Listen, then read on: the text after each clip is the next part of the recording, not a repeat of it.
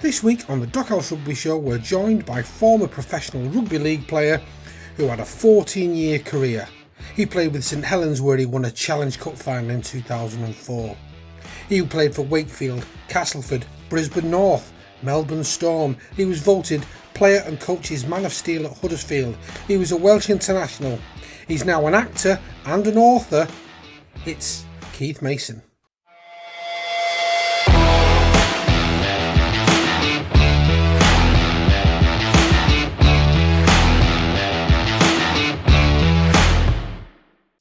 All right, guys. Thank you for having me on this week. It's been a while since I've done a podcast, and I'm looking forward to getting stuck in and having a bit of fun and being open and transparent. Brilliant. Well, we hope you enjoy it, Keith. And we always start with the same question with our guests. What's your earliest memories of rugby league? My mum introduced me to rugby. I've probably been about 5-6 years old. I was always a kid who was full of energy and got in a lot of trouble at school. But she took me up to, I think it was St John Fisher's, which is now Dewsbury Celtic. And I remember going up and training up on them fields up in Dewsbury Park. And I remember, I think it was Dave Diskin, I think he was his coach. He was very strict and disciplined. But yeah, I've got some fantastic memories of being a little boy. Playing in junior football at Dewsbury Moor. I did a season at Shawcross, one season at Batley, and then my last season before I turned professional was at Dewsbury Moor Rugby Club under 16s, where we won the National Premier Division 1, which is, I think, the first time in the club's history it's done that. And me and Matthew Diskin went on to have Super League careers. That road into Super League, that didn't come. It wasn't just one of these things where it fell into your lap. You really had to work for that, Keith, didn't you? There was a few knockbacks along the way. Do you want to tell us about that? Yeah. Obviously, being a young kid, I was in a lot of trouble with the police, with the law. Probably over 40 times I appeared in court. Probably like 10 years old to 14 years old. All the odds were against me to even get out of that life, never mind go on to have a professional sports life. And I turned it around somehow. My mum supported me. She loved me. And I've always seemed to be an underdog. I always turned it around and prove people wrong. And in this case, I was always good at rugby league. Rugby was my way out of anything. Whenever good with my hands. I always found myself as a physical person. And rugby league was my way out. So when we're talking about the knockbacks from Bradford, Leeds and Castleford, when I came back from France, we played for England schoolboys. We got selected best 25 kids in the country. I just want to give a shout out to Ricky Bybee as well. I know he's just passed away. Ricky Bybee was an ex-teammate of mine. And it's just heartbreaking just to hear that, he's gone on holiday and a day later he's gone. And I played many battles against Ricky. And he was an aggressive prop. He was like me. He was a big bugger and he liked to get stuck in. And I remember playing against him for Wakefield in the reserves. And he flew out line. He literally elbowed me straight in my nose. And I thought, I'll get you back for that. And that's what type of player I was. If someone's going to give you, I'm going to, give me a whack. I'm going to look for him and get him back. I just want to pay respects to Ricky Bybee. Yeah. He was a great player. We won the Challenge Cup final together in 2004. He came off the bench. I think he came off the last 15 minutes. Probably my greatest rugby league memory was winning the Challenge Cup. The whole week was just amazing, and just to win that in front of my mum, knowing what we've overcome and what it's took to get us to that moment. My dad took Ricky on tour to Australia. My dad was part of the Northwest Counties touring team that took a couple of tours out to Australia, but Ricky was one of them. And my dad and Ricky's dad, Ronnie, were good mates as well. And it's a bit of a tragic story for that family, and even more so now. So yeah, love and thoughts out to all the Barbie family from us. Yeah, definitely. I suppose then going back a little bit then, Keith, you said you were I think, a handful when you were younger, and you found yourself in trouble. And not to were against you. You know, many people don't get out of that lifestyle and can follow that as a career path almost. And you found rugby, or your mum introduced you to it. How did that come about then? At what point did you feel yourself changing from being challenging to putting your efforts into a sport like rugby league? Yeah, well, it's funny because I always used to play like 2 years above myself. And I used to be a standout player. I could play anywhere on the field, even though I ended up as a prop. I played winger, fullback. I played every position. And I used to go play for Fishers up at Park, and I scored like 3 or 4 tries. And you know, I come back home to where I lived in Dewsbury Moor, and I just ended up going out and just get up to no good with a lot of my friends who were, you know, there were no father figures about and stuff, and you just tend to get into trouble. And I remember last time I ever went to court, my friend got sent to jail. He was my friend who I got into all the trouble with. And I came out of there, and I realised that this was my last chance to become anybody. And I kind of just cut everybody off, said goodbye to all my friends. I had a mission that I wanted to be a professional rugby league player. I never looked back. I just worked my ass off. I used to get up on Christmas Day. I go training in the cemetery for 2 hours, doing sprint after sprint after sprint. And in my mind, the reason why I did that is because I felt like nobody else were going to be doing it. So it was just giving me that mental edge that on Christmas Day I'd be working my ass off while everybody else is enjoying themselves eating puddings. And my mindset's always been like that, to outwork everybody else. People said I'd never become an actor. You know, I've got my film coming out this winter worldwide. It'll feature in every country. It'll come out into cinemas. But not only did I act, I produced it. I created the whole film. So this is Imperative, isn't it? Imperative, yeah. Yeah, and you play DCI Jack Sullivan, is that right?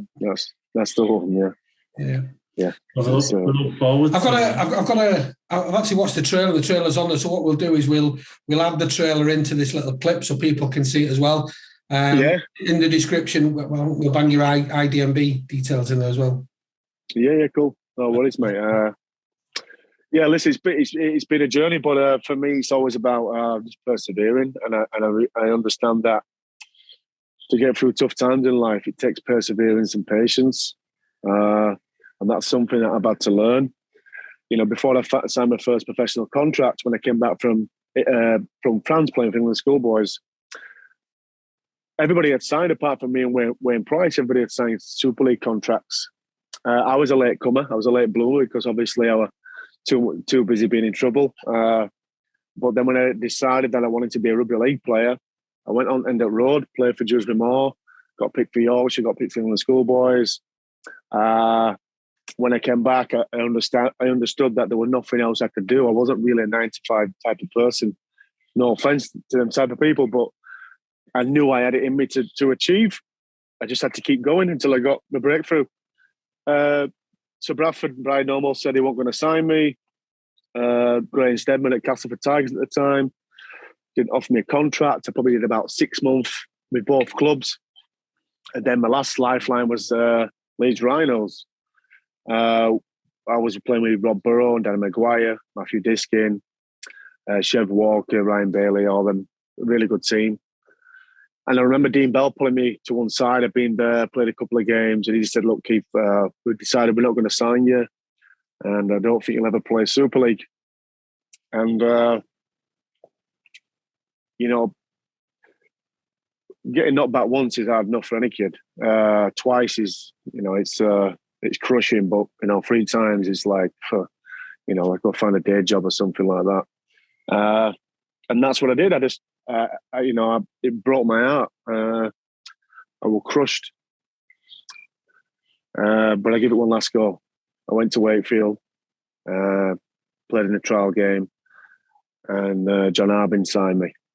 Within 18 months, I signed for Australia. So anybody out there who's just about to give in, got to keep going. You know, it was right. I was never going to play Super League. I played in the best competition in the world. I played in the NRL. And it's funny because we played against Leeds Rhinos the following season. And I had a man of the match performance, and we beat Leeds. And Dean Bell came up to me and he shook me and he went, "You proved me wrong." And that's what I've always been doing since I was a little boy. Just seem to be proving people wrong. How did that feel when Dean Bell came up to you and shook your hand and said, "Well done, you proved me wrong"? How was that moment for you? Well, I always say that, people change through two emotions in life. It's either through pain or desperation. And I was desperate.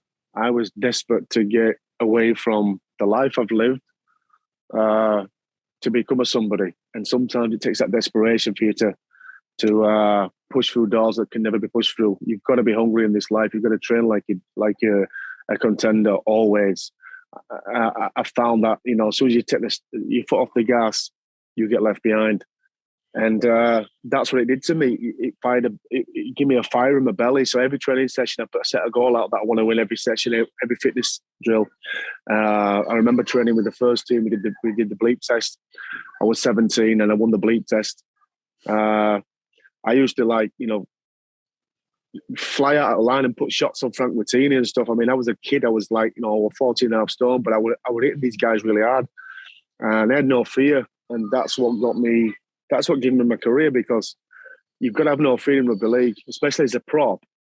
And playing so young as a prop, as a 17-year-old prop, you'd have people like Barry McDermott trying it on with me, nudging me and stuff like that. And you've got to grow up really quick. You can't go in there and just try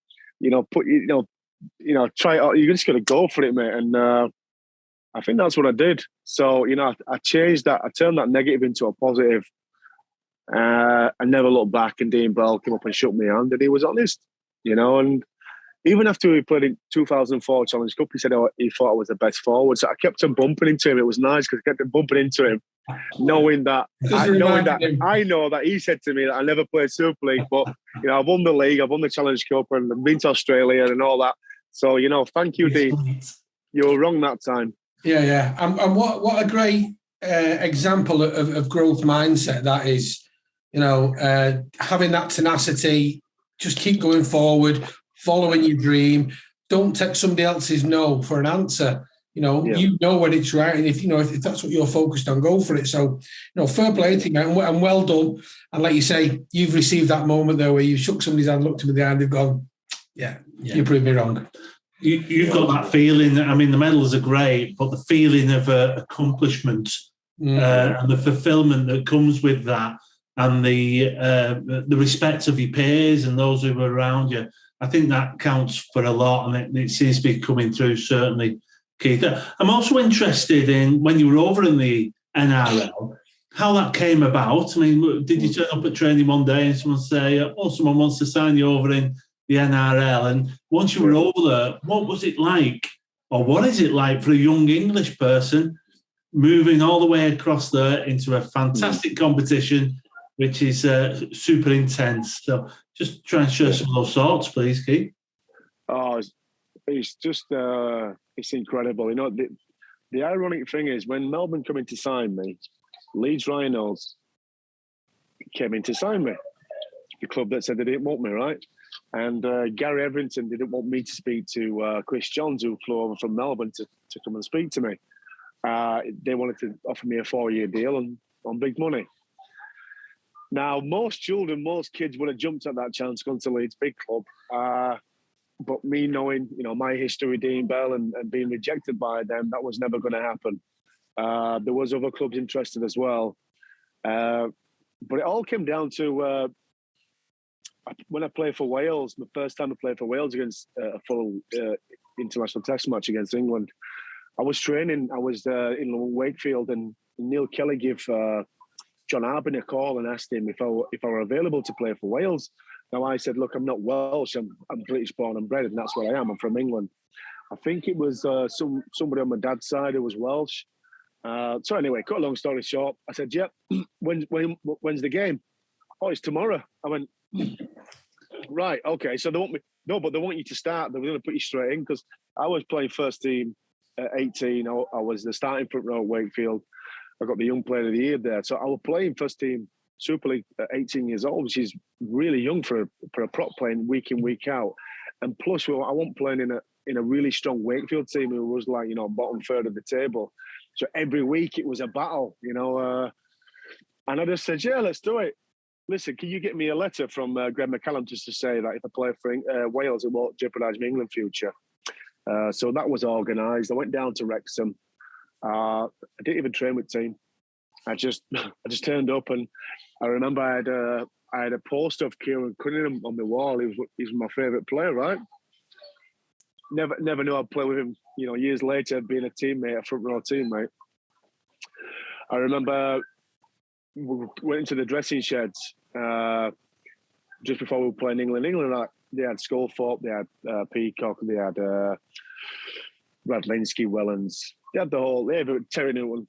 Did them all playing for them. And I remember someone being sick in toilet. I put my kit on, looking forward to the game. And then this guy was spewing up in toilet. I thought, who's in there? He must be nervous. And he walked out, it was Kieran Cunningham.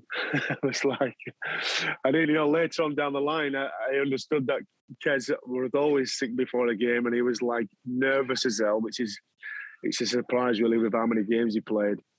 And I went out there and I had a really standout game, and Chris Jones and John Rebo was watching the game. They were looking for a young English forward, and luckily that turned out to be me. So I played for Great Britain 21s that year. The late Mike Gregory was our coach, and when I came back, I signed with them. You know, I think they paid £100,000 transfer fee to Wakefield. So Wakefield made a big buck on me. Yeah. Went to Australia. It was just amazing, mate. You know what's funny? What's ironic is that I moved in with Cameron Smith and his wife, who is married to now. Me, Cam, and Jake Webster lived together, and me and Billy Slater and Ryan Hoffman and all them players, we all came through together. So if we didn't play in the first team, we'd go fly up and play up at Brisbane North, which was a really, really strong competition. I mean, most of Queensland teams would beat Super League teams. And I'll just give you an example of how good that team was. Fullback, you had Billy Slater.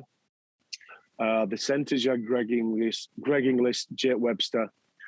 The wingers, you had Semi Tajalali, who's played for Wakefield and Bradford. Your halfbacks were Cooper Cronk. Wow. The props was me and Mitchell Sargent. The hooker was Cameron Smith. The back rowers was Dallas Johnson, Ryan Hoffman, and the Australian Kangaroo schoolboys captain Michael Russell. You know, wow, that was it was a pretty good team, right? Quality team, right there. Yeah, absolutely, yeah. So the first season I was there, Mark Murray was the coach. I made my debut at 19. So I think that made me the youngest ever English player to debutant against New Zealand Warriors. And then the year after, he got sacked and Craig Bellamy came in, and Bellyache came up to me and says, Keith, all the boys love you. We're going to keep you on, and I just want you to train your ass off this pre-season, which we did. It was probably the hardest pre-season I've ever done. It was ridiculous. But Bellyache was really good to me. I remember Ian Sibbett, he didn't make the top 25, so he had to go up to live in Queensland, but he ended up coming back and signing for Salford, I believe, or Warrington, one of those two teams. And yeah, I played an handful of games that season, that year. And then for some reason, an agent was touting my name about, called Mick Robinson, saying that I wanted to go back to England, which I didn't want to go back to England. So as soon as the Super League clubs heard about me wanting to go back to England, which I never wanted to go back to England, all the big teams came in, Hull and Leeds, Bradford and Saints. But Saints was, if there's only one team I've got to go back to, it would have been St Helens, because St Helens were the team I was interested in before I left. I mean, let's be fair, there was no way you was going to Leeds, was there? No. Even though, listen, I've had a chance to sign at every single club in the Super League, to be honest with you. Even Wigan, I trained for Wigan. I was there for a week. I got picked to play the Friday, and then St Helens stopped me signing for them because I was on loan at Castleford. And then I fell out with Terry Matterson and went to Wigan. And I would have been a Wigan player, but they put a stop on it.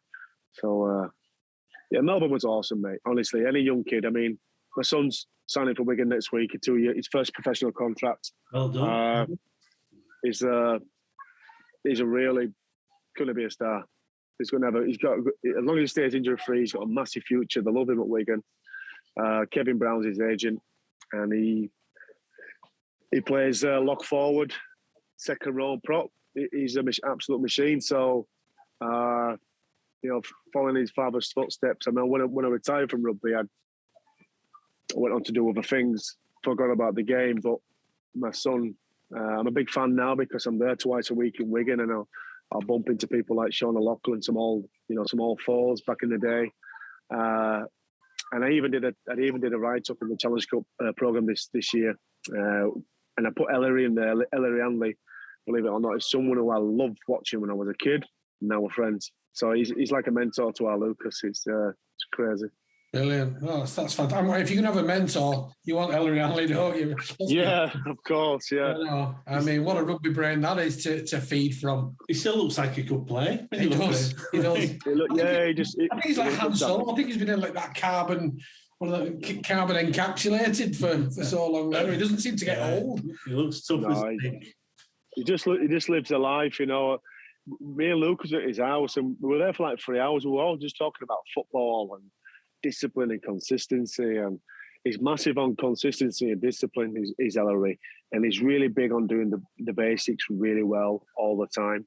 He said, if you can do the basics really well for long periods of time, Lucas, mate, you're going to go really far.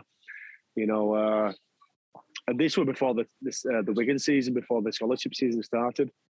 And to be fair, Lucas has been probably the standout player for that Wigan team. And that Wigan under-16s team this year, they're saying that's probably the best 16s team they've seen there in the last 10 to 15 years. Wow. And I think they've signed about 15 of them players for the academy next year. So my son will move over to Wigan in about 6 weeks and go to college over there. So me as a father, mission accomplished.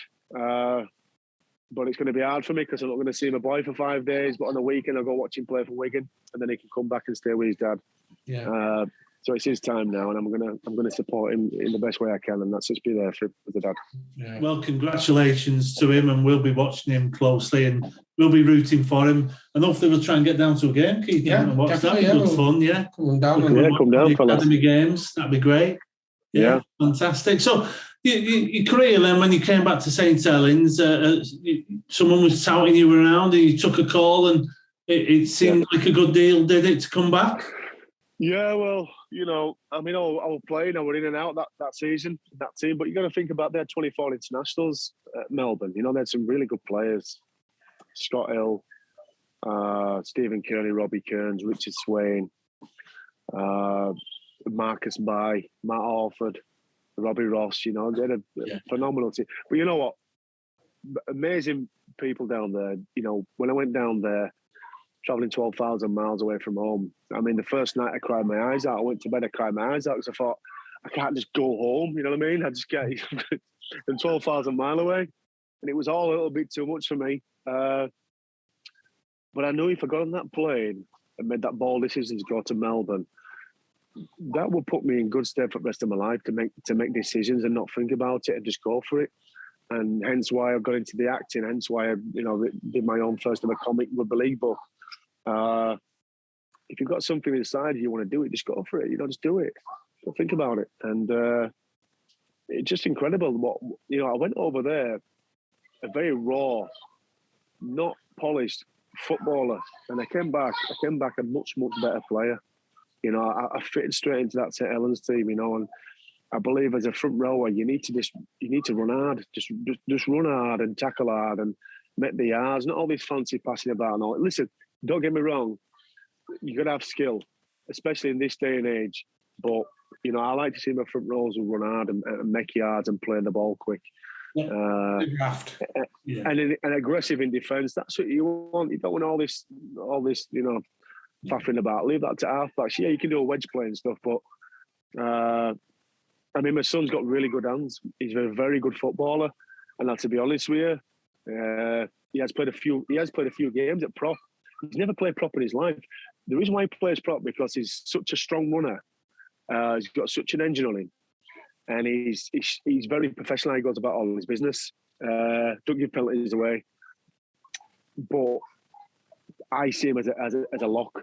I see him as like a Sean O'Loughlin, that type of player. Maybe even a stronger runner though. Yeah. But, that's my opinion, because he has got nice hands. He's probably got better hands. He's probably got better hands than anybody who's at Wigan right now who plays prop. They ain't got really any ball playing front rowers, I don't think, anyway. I agree, Keith. I think all players should have the technique to be able to pass both ways. I forgot to book someone. You've not booked a guest? No. I don't know what we're going to do then. Even your shit shot is a shit shot. I did it with my lad. I had him passing with his weaker hand. I said, there's no reason why, even though he's 6'5", he's a prop, there's no reason why you can't pass just as well as a halfback. I think the difference is often knowing when to pass. It's the decision-making, the timing, seeing the gaps. So hopefully that will come through with your lad if they're his skill set.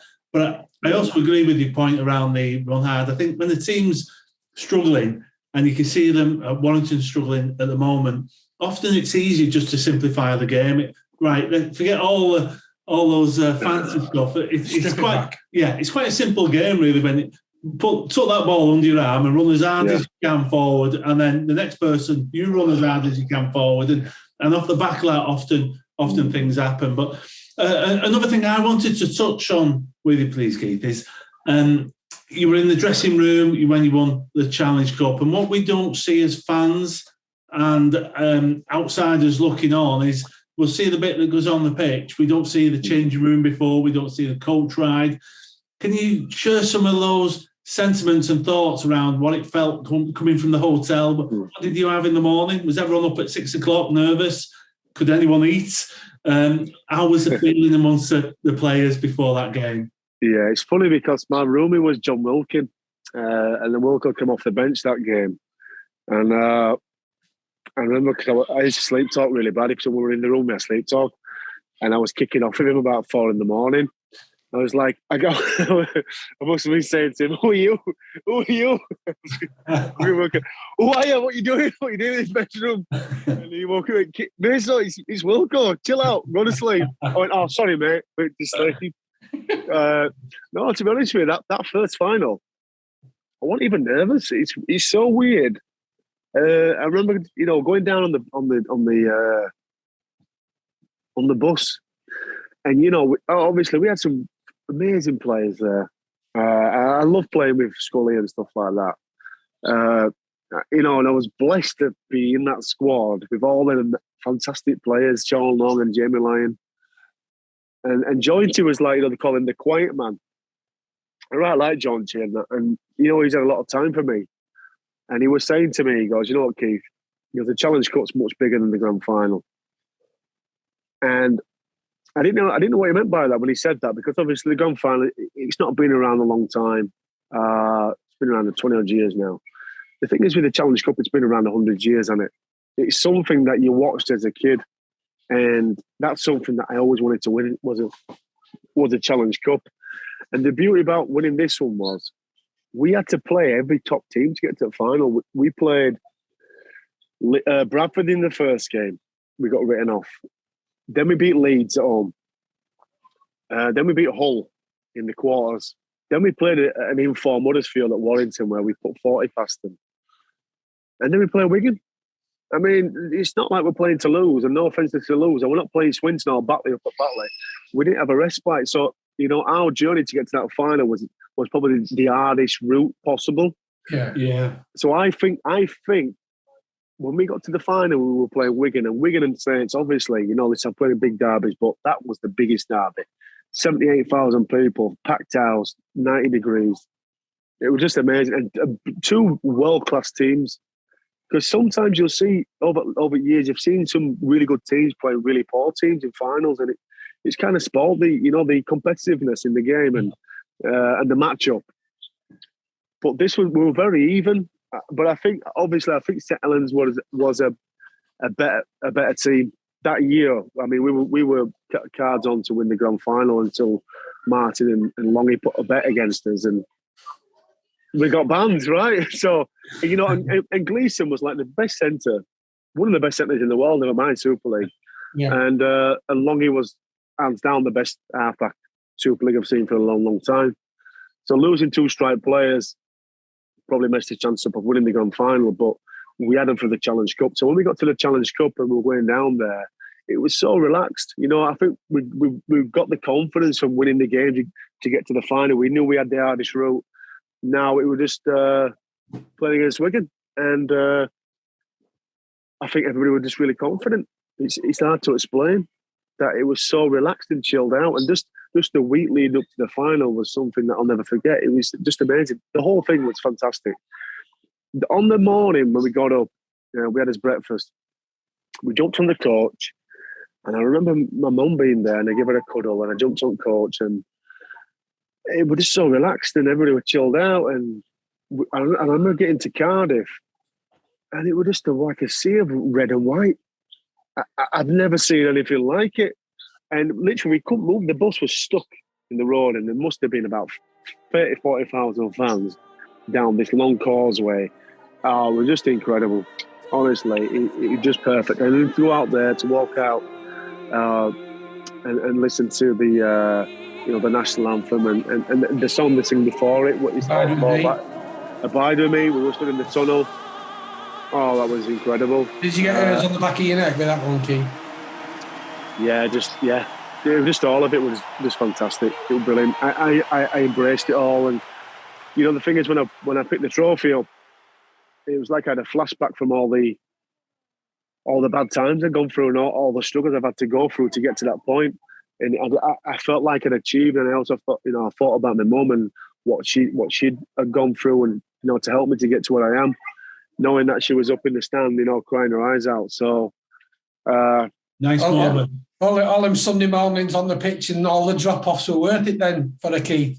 Yeah, absolutely, mate. Yeah, well, listen, we made history. You go there. I mean, we was more clinical on the day. We got a nearly knocked down, kick pressure it was. I think it was Jason Hooper who was fantastic at kick pressures. And then I think Talau picked the ball up and Lee Gilmore raced in. So we got off to a good start. I did 3 spells in that game because he knew how to use me, because I was quite an explosive player. He knew to use me and bring me off. So I think he did about the first 20-odd minutes. Then he brought me off. Then he brought me back on again for the last 10 minutes and a half. And I remember we went for about 8 pair of hands. And Andy Farrell came at me, and I was the last person to catch it. And I just tipped it onto Wello, and Wello went in the post. So that put us up 14 points. And I think that nailed the nil in the coffin against them. And we just carried on with the momentum in the second half. So you say you was a prop with a fancy pass then? The fancy pass, mate. You gotta look back at it, mate. Fazza Farrell tried taking me out, and it was just a little. It's a bit of Saints flair, isn't it? Yeah. It always shines through. Through. Brilliant. Yeah, it was awesome, mate. It was amazing. It's nice to have those moments in your career. And you moved on then after St Helens, and you went to a couple more clubs. What brought about those moves, and how was your experience at the other clubs you went to? I think Daniel Anderson came in, and before 2005 season, not many people know this, but I had septicemia in my leg. I had an infection in my leg. And it was just before the season started, and I was really poorly. I nearly died. I was that much pus in my leg. It was unbelievable. I thought it was a dead leg. And I remember the physio rubbing it, and she must have burst it, and it's gone into my bloodstream. And I was literally, I was nearly dead. I nearly died. They flew me down got me down to Nuffield Hospital, put me to sleep. I remember Ian Millwall coming to see me the next day with his wife, with his girlfriend, and just wished me the best. And obviously, he wanted me in the team. I had a standout season in 2004. So the first 6 games of the season I missed because I'd lost loads of weight. I was really poorly. Could have died if I hadn't gone to hospital on time. So it was always an uphill struggle. And I remember Millwall got the sack. Daniel Anderson came in, and I would never mistake. I didn't have the energy and the power I had in 04 because of the illness I had. So I was always up against it. So end of that season, just before 2006, Daniel Anderson said he wanted to loan me out, and I was quite upset, and no uncertain terms, I told him what over the phone. I said, "You've only been here 5 minutes. You're just trying to ship me out." But looking back, I think the illness did knock me sideways, and I went to Castleford. I didn't want to go there. I just had Lucas, a little baby boy. I went to Castleford, and Terry Matterson was there, was a coach at Brisbane North in Australia. I kind of fell out with him, and then they were having me travelling 5 hours a day down to Castleford and back, and running around the Ponty races. Oh, it was some clubs can do some horrible stuff to some players, and I was at the end of it once, where they had me because they refused to play me, and I was on quite big money, and they had me running around Ponty races, and I thought, all right, no worries, not running around Ponty races, mate. Just get me cardio up, you know what I mean? I just changed my mindset. They're still paying me, and that's when Wigan came in. Wigan came in, offered me a 2-year deal, and because I was still a Saints player, Eamon McManus blocked it, which I was like, what, Wow. There were a point in that season where I was going to quit. I had that in my mindset that I just didn't want to do it anymore.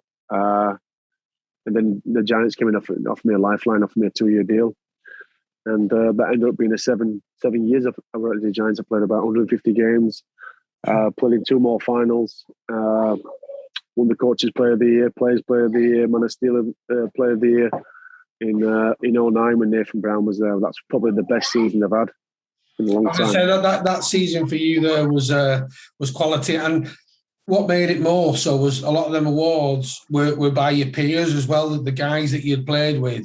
Yeah. So he was the best player in that team in that season. So how does that feel when you even your peers around you are giving you that credit and then plaudits? Yeah, but I think it's a quite tough one to win in it. The Coaches Player and the other awards that I've just told you about. When you're a prop, you don't do the fancy stuff. You do the tough stuff. And I think Nathan Brown came in and got the absolute best out of me. He just told me what to do in no certain terms. I was an aggressive type of player, but he just wanted to polish up on a few things. And I was so, like, I always prided myself on fitness, and I was always head and shoulders above everybody in the team with fitness. I could do bleep tests and beat the wingers and stuff, even though I was weighing 105 kilo. And I could push myself to the limit. And Nathan Brown came in, and he just brought this mentality that we don't care who we play, we're going to play hard, we're going to defend hard. He was massive on defence. It's funny because Brett Hodgson won the Man of Steel that year. Brett Hodgson was in the Giants team, and he didn't get the Coaches Player of the Year. So that shows you what type of season I had that year. And Brett Hodgson didn't win that award. He won the Man of Steel. So he got voted by his peers. He got voted by, whoever votes for the Man of Steel. But to get that award in front of him, knowing that he'd had an outstanding season as well, it meant something special to me. But I dedicated that award to Nathan Brown for what he did for me. It was a tough year. Was he one of the best coaches that you've played under then, Keith? Yeah, I think Craig Belling. Listen, I've had a lot of good coaches. Stemming right back to my under-16s coach, Mark Fortis at Judgment Moore. He was very influential to me. John Harbin was great for me, and Gaz Ellis and Ben Westwood and Danny Brough. He was a guy who gave kids a chance who were left on the scrap heap. Craig Bellamy was a special type of guy. I liked Ian Millward. And I like Nathan Brown. I took a lot from all coaches I played under. I took something from them. I've learned something from them. And Nathan Brown was right up there, yeah. So what was it that Nathan Brown did that really connected with you or brought the best out of you, Keith? I just think he understood who I was. He just understood. He knew my game. He knew what we were all about. He was transparent. He was open with me. And we became like friends. So, and like I said, if someone is honest, and I think in life, honesty and loyalty are two of the top things I live by. And also being a man of your word. If you say something, you do it. If you don't do it, you're just a chatterbox. For me, even if a grown man says to me, like, listen, this is what I want, this is what I want to do, this is what I want to gain, this is what I want to achieve, then do it. Don't talk about it, get it done. And Nathan Brown said, "This is what I want for you. I want this, this, and this." And I said, "All right, I'll deliver," and I did. And that's where the camaraderie came between me and Nathan. And obviously, in giving me the Coach's Player of the Year, this shows what I meant to him and what my role in the team was to the team and to him. So, and I still, follow him now. He's a great coach. And I remember bringing in Mark Andrews, the conditioner. He helped massively as well because he was massive on fitness. So yeah, he just listen, he used to say to us all, it's just another rugby league field. No matter where we play, it's just another rugby field. And we stick to our plan, we stick to our game plan, we stick to our values. We'll be fine. We'll be all right. And we had a really good team. We had a really good, solid, all-round team. And obviously Brett Hodgson came in. His leadership was fantastic. Just a great leader. He brought on the likes of Kevin Brown and Luke Robinson and stuff, just with his leadership skills. And sometimes you need that world-class player to bring players through, Mm-hmm. So, yeah. It's I've really enjoyed listening about that journey, and you had a lot of great success, and by the sounds of it, a lot of happy memories throughout rugby league. And then retirement came. How did you deal with retirement? How did that come about? Did you know you'd had enough? Was it ready? Were you ready for that retirement? Yeah, well, obviously, Huddersfield Giants sacked me, and 4 years left. That was a shock to my system. Just to kick me to the curb like that, to treat me like that, knowing that I have a mortgage to pay and I have children to look after. Obviously, we went to court. I won the case, unfair dismissal, brought Richard Kramer in. I had to sit there on the stand for 4 hours and explain myself. I had my good mate, Joe Calzaghe, the boxer. He came up from Wales to support me. And we won the case. But, I'd rather not left Huddersfield on them terms. I would have rather done the testimonial like what was in my contract and, played out my career at Huddersfield Giants. I went to Castleford. I had this big black cloud over my head, not knowing whether I was going to win this case or not. And at that point, I fell out of rugby league. I just didn't like it. I just didn't like what they did to me. I know they do it to a lot of rugby league players. Not a lot of rugby league players have got my mindset. I've always been that type of underdog. When someone says, who does bad by me or says they can't achieve something, I just go out there and do it. And yeah, that kind of broke my heart. That was like, wow, how could you do that? And then, it all came out that they were trying to bring in 2 front rowers for the price of 1, which was Stuart Fielder and Cops Jack. So, yeah, that's what they were trying to do. They weren't bothered about my future or my family. Let's just get Keith out now. He's been here. He's played under 50 games. He's been a great servant. He's give his all, give his absolute best. But now we're going to shit on him and we're just going to fling him out. But, karma comes round on it, and I won the case. The same year I did a film, Mickey Rourke gave me a shout. You want to be in a movie? Yeah, sure, Mickey. Yeah, that was a quite surprising call, and went down to London and shot a film. And yeah. So just, that was like a little throwaway comment there, Keith. Like Mickey Rourke rang me up and said, "Do you want to be in the film?" And like Joe Calzaghe was in me corner. Like, then two things don't just happen. They're not by hook or by crook. No. Well, listen, like I said, in 2009 we played in the final. We played in the Challenge Cup final at Wembley. Played at Wellington, who was the favourites. We lost that one. That was a bitter pill to swallow. My little boy was up in the stand. He was only 3. And that same night we got invited to Stringfellas, a few of the boys. And I always said this, listen, if we'd have won that game, I wouldn't have been sat here talking to you about films and Joe Calzaghe, because all things lead to Rome. And we went to Stringfellas. Guy walks in. 2009 was Mickey Rourke's comeback, and he had like his waist jacket and big arms, muscly long hair. And he walked in and they said, "He was doing the wrestler." Is that the same year as he was doing? Yeah, that's the one. Yeah. So Scott Moore was stood next to me. I said, "That's because that's Mickey Rourke." He went, "Oh," I went, "Never mind." I just thought, wow, couldn't believe it. It's like this movie star walks in, and So I just said to his bodyguard, can I say hello to him? I'll say hello to him. And he said, yeah, sure you can, Keith. So I walked over and I said, hi, Mickey. My name's Keith Mason. Nice to meet you. I thought you was fantastic in The Wrestler. And he looked up, he goes, what are you, man? Are you a gangster? You an athlete? I went, no. I play rugby. He goes, I fucking love rugby. He goes, I watched the game today in my hotel room at Wembley. I goes, yeah, that was us. Wow. And that's how we became friends. 2 minutes later, he goes, do you want a drink? And bought me a pizza and give me his number. He said, you want to come to the GQ Awards in 2 weeks? Which I did. I went down there to London, went to another bar, and he was arm wrestling a few of the boys.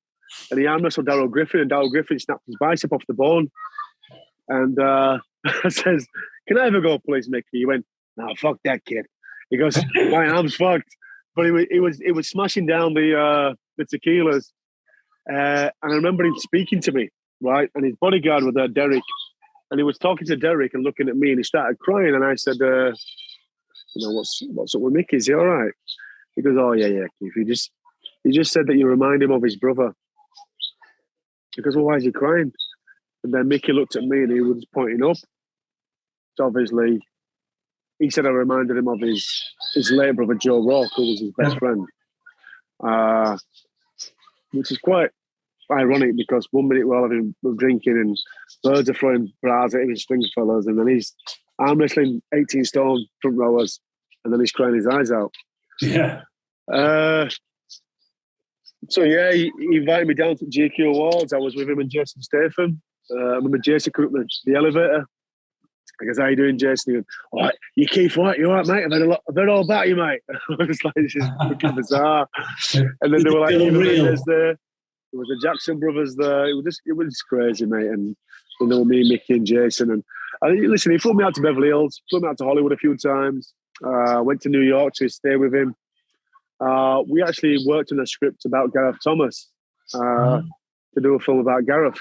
Yeah. And we did the script together, but that film never came off. He was trying to play a 36-year-old rugby player, and he was in his late 60s, so that never materialised. And that's how Gareth Thomas became more famous than he is, because obviously Mickey wanted to do a film about him. I made the phone call to him. I said, hey, Gareth, it's Keith Mason. I've played against you a few times.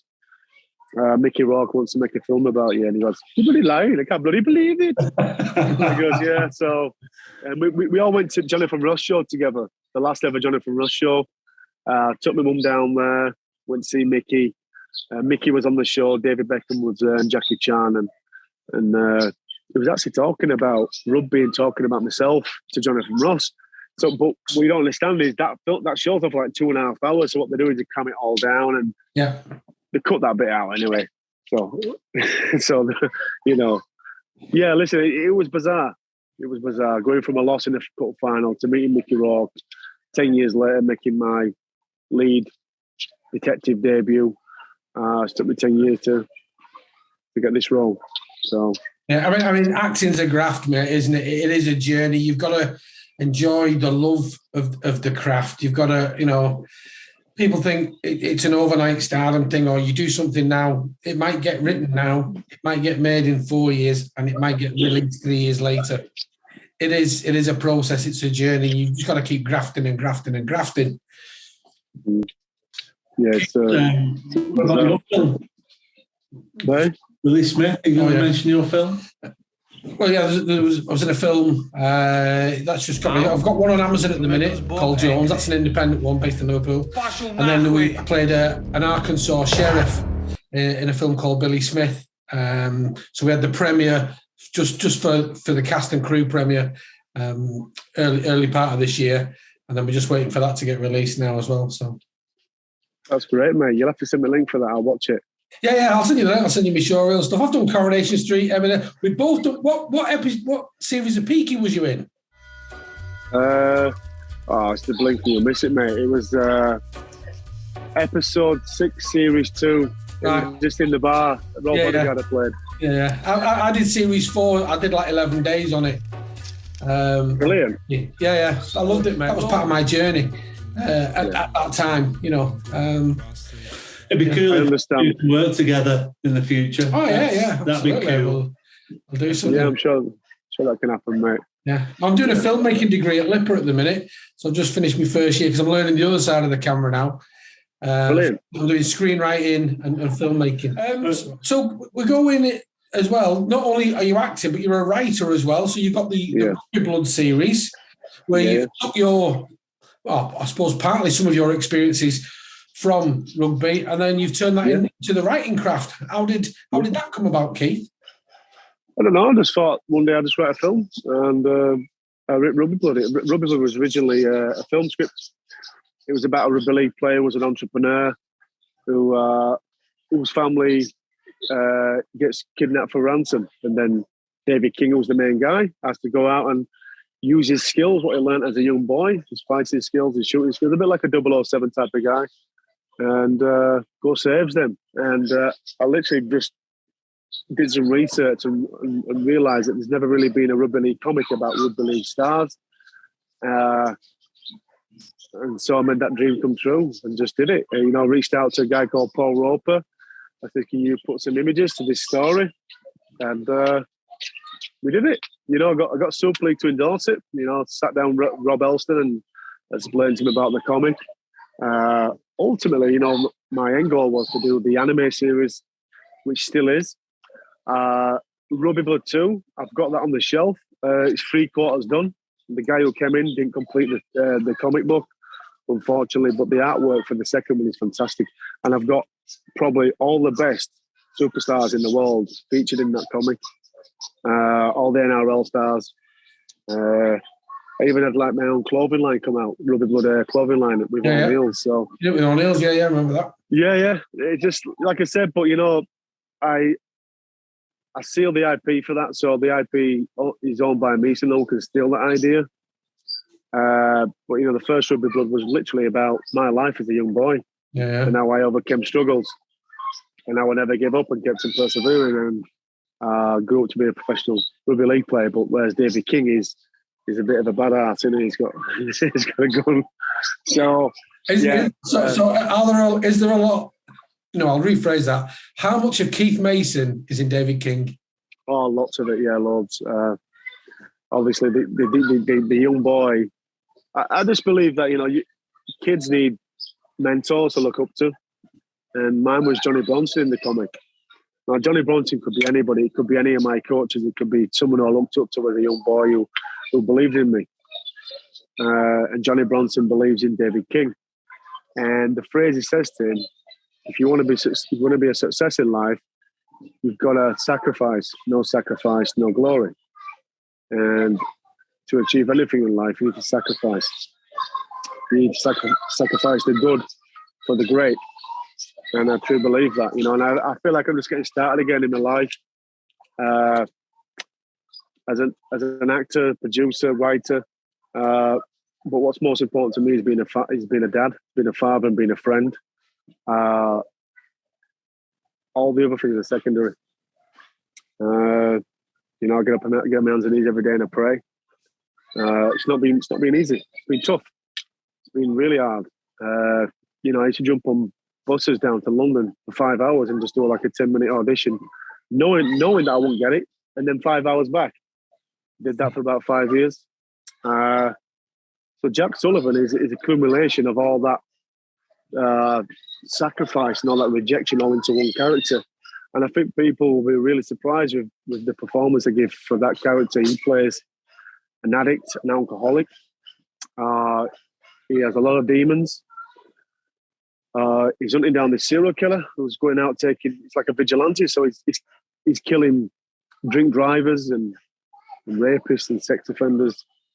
And I said to the young director, listen, you get that camera on me, I'll give it my best shot. We'll premiere this film, and this film will go worldwide. And it did. I've signed a 8-year distribution deal with IO10 Pictures in Los Angeles. The film's probably estimated to make over £1 million over 5 years. So to make a profit on your first film is zero, and we've done that. With the budget wasn't big at all; it was self-funded, and But hopefully it'll open more doors for me. I've got another film in October, Cookster. I was currently filming my second project, which is Enter the Furnace, where I play a father whose son gets kidnapped for ransom. And I have to raise £72,000 within 48 hours, or he's going to get murdered. So I have to go out and start robbing banks and kidnapping people. That film, I've stepped away from it because contracts and agreements wasn't in place. So now it looks like it's just going to be a student film because there's no stars in there. So yeah. It's a shame. It sounds like a really good plot. And, you know, a lot of the stories that you've shared throughout this episode, Keith, have been very inspiring. You know, you talk quite often about being knocked down and some of the tough times, and then coming just after that when you do really well. So, you know, you got knocked back from several clubs, and then you end up getting signed, you end up going all the way to Australia. And then when that ends, you've got the top club, St Helens, you win Challenge Cups, and then when that comes to an end, you end up moving on to Huddersfield and doing really well. And when that falls away, you ended up in acting and writing the books. So I find it inspiring. I hope our viewers will enjoy your story and find it inspiring. In terms of the Rugby Blood books, where can people find those, Keith? You can go onto Amazon, Keith Mason Rugby Blood. You can order the first copy. The second copy will probably come out in 2023. An Imperative will be out worldwide probably September, so that'll be on Amazon, hopefully Netflix, Channel 5, local theatres, and all video demand streaming. So yeah, and I think I'm the first ever rugby league player to lead a film, to be a lead actor, to produce a film. I mean, we had the premiere last year in November at the Everyman Cinema. There were 350 people there. There was a standing ovation. And I think I'm the first to do it. I know Adam Fogarty's done a lot of roles. And no offence to Adam Fogarty, but he gets beat up in all his roles. Mine's a proper acting gig. It's like, you know, I show people that I can actually do it. I'm not just an ex-rugby player talking about wanting to be an actor. You've got to be able to do it. And I think the roles that I play is they're all part of me, some part of me. You know, when people say, you know, you get into the character and you stay into the character, for me, that's a lot of nonsense. Like, if it's on film day and I know that I'm going to be filming, night before I go through my lines, I read my lines obsessively. I'll read my script 100 times on purpose, so I can memorize it like it's, you know, like the ABC. So know your lines is half the battle, and then get in there. And you know, the first film, you know, a lot of people had never acted before, and I was helping them on in the scenes. For instance, one of the ladies was blinking all the time in a close-up, and I said, "You better stop blinking. You can't be blinking. You got to keep your eyes open." You know, little stuff like that people don't know. You'll know yourself, mate. You know, and your close-ups and master shots and that, your eyes need to be open because that's where you see the truth in your eyes. If you're blinking, you think you can't take that person serious. So yeah, I've learned on the job, and I think for me, it's the more you do it, the better you get. The more you do it, you can read as many books as you want. You can, you know, I flew to more Hollywood and I worked with an acting coach there. There's some stuff I did take away from him, but I think if you've lived a life, you've got a lot of experience. I think that counts for a lot as well. If you've been through a lot of ups and downs and you've been through struggles, and that's why when I go through struggles, I'll embrace it because I think, you know what, I'll be able to use this somewhere down the line for a gig. So yeah, I think the great actors have been through every emotion and every setback. You know, you can't manufacture it. You know, people go to acting school and then want to be like, you know, Marlon Brando or whatever.